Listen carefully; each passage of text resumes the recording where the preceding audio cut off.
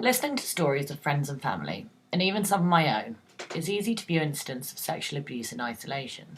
Each perpetrator is an individual, a one-off monster.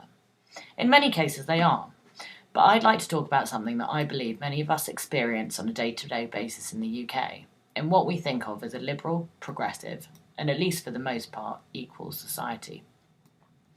I'll start with an anecdote. About a year ago, I was out celebrating a friend's birthday at a bar in Brixton. While in a crowded queue at the bar, a man started trying to chat me up. Sorry, I'm not interested. Fine, I thought, to the point, no room for misinterpretation. No, he carried on. Sorry, really, I'm not interested.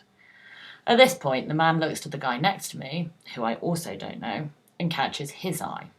Assuming wrongly that we're together, the first man says to the second, "Oh, I'm sorry, is she yours?"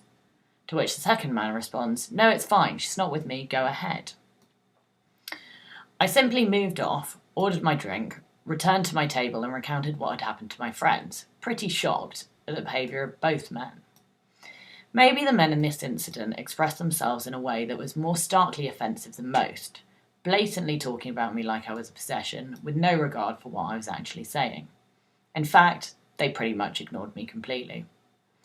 But I found myself wondering afterwards how surprised I should have really been. Really, who amongst us hasn't told a man at a bar that we have a boyfriend because it works better than just saying, "I'm not interested"? Why?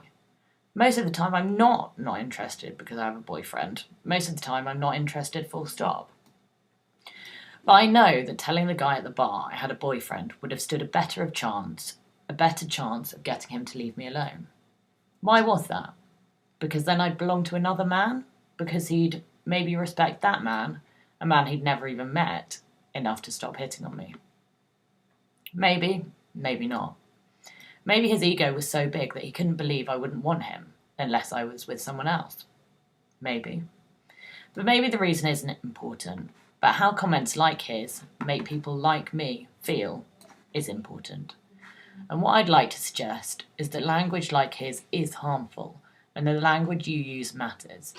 My anecdote is an extreme example of language that we hear around us every day, the language of ownership, possession, and objectification.